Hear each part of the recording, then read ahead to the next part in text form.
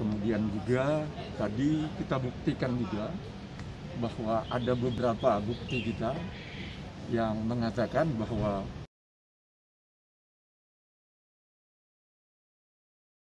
sidang hari ini kita mengajukan bukti-bukti tertulis. Kita tidak terlampau banyak memberikan bukti-bukti tertulis, hanya 7 saja.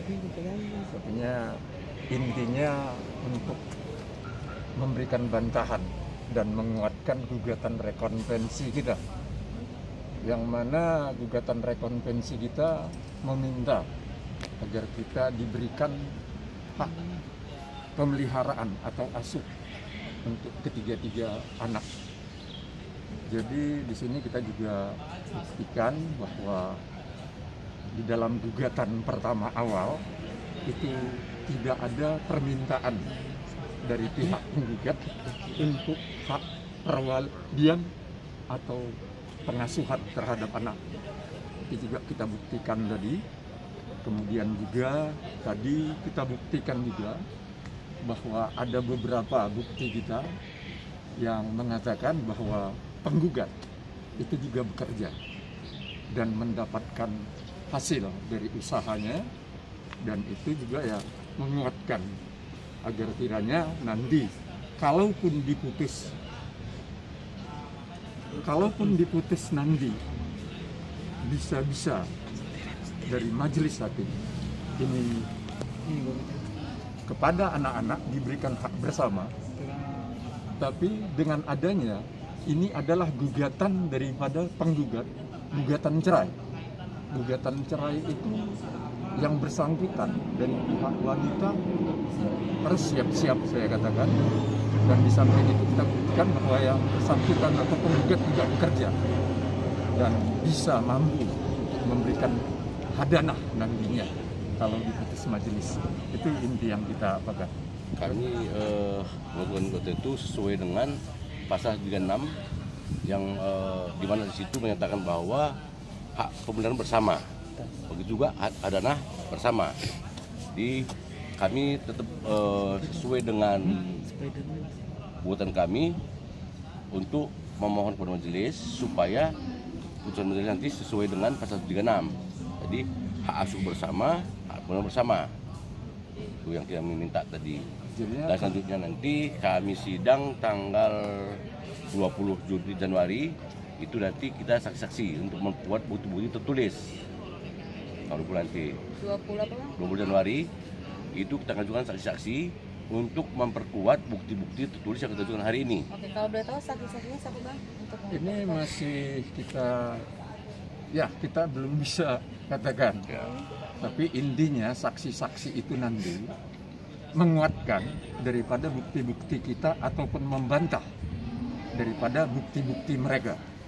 Dan majelis juga tadi sudah memberikan waktu kepada kita karena saksi-saksi juga masih berada di luar kota. Jadi tanggal 20 diputuskan untuk saksi dari tergugat atau Jonathan Berisi. 2 minggu udah hari ini, 2 minggu nanti. Benar nggak sih salah satu saksinya adalah omnya sendiri, Benny Contoh Bang? Karena kan dia yang tahu banget katanya rumah. Ya bisa tidak, bisa iya.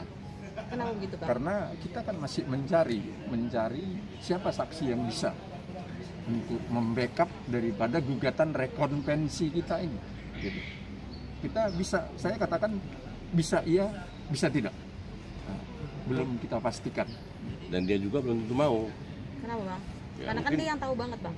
Oh, itu mungkin masalah dalam mungkin dia masalah pidana mungkin dia, tapi dia perceraian belum tentu juga gitu loh.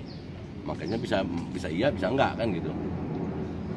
Bang, 7 poin bukti tertulis itu apa sih? Itu tadi membantah dan menguatkan gugatan rekonvensi kita, membantah bukti mereka, sebagian lagi menguatkan gugatan rekonvensi kita. Itu intinya. Apa yang dibantah mungkin Bang dari pihak si Denanya sendiri? Ya seperti itu tadi kan, di dalam gugatan, contoh gugatan awal itu intinya A ya.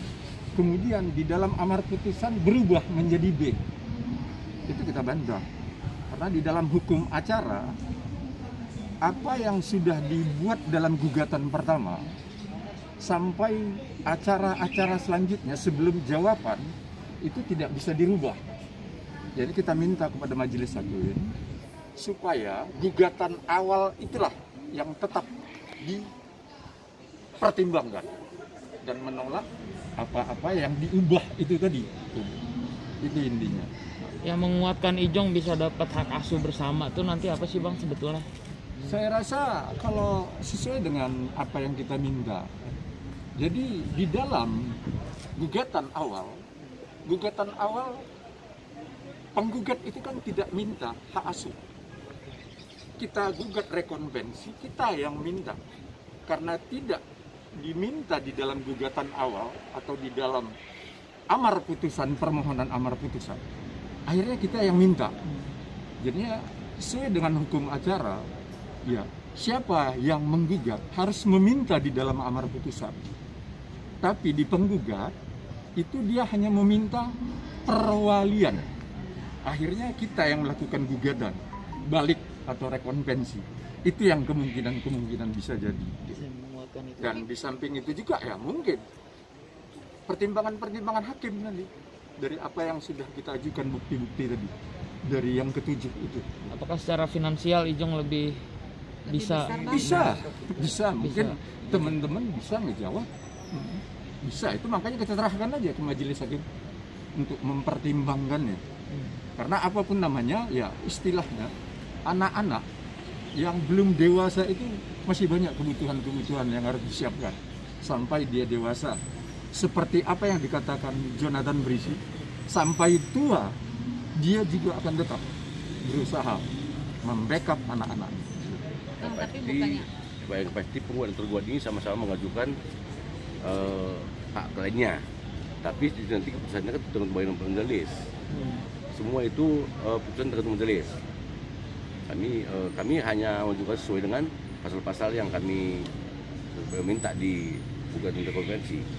Bang, tadi kan abang bilang katanya lebih baik diasuh bersama, bukan elegannya, apalagi anak ini masih tiga anak ini masih di bawah umur, bukannya lebih baiknya di bawah naungan ibunya, karena kebetulan kan memang anak ini dekat banget. Ya, secara undang-undang, oke, memang secara undang-undang begitu.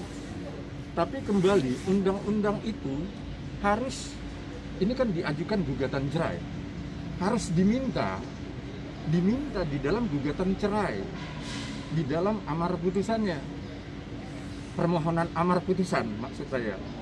Karena tidak adanya diminta di dalam permohonan gugatan atau dalam permohonan amar putusannya, makanya kita yang meminta.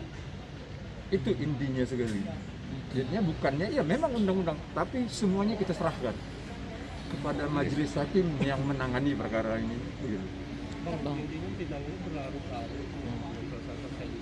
Oh bukan. Sidang ini memang sesuai dengan prosedur. Ini prosedur. Jadi gugatan, duplik jawaban sampai saksi-saksi bukti-bukti sampai kesimpulan putusan. Ini prosedur, bukan diperlama enggak atau apa gitu. Bukan. Untuk pihak Diana hari ini tidak Hadir kuasanya. Hadir kuasanya. Bisa dibilang sidang hari ini belum ada titik terang ya, Bang? Sampai sekarang belum. Untuk titik terang itu nanti titik terangnya ya putusan Putusan lah.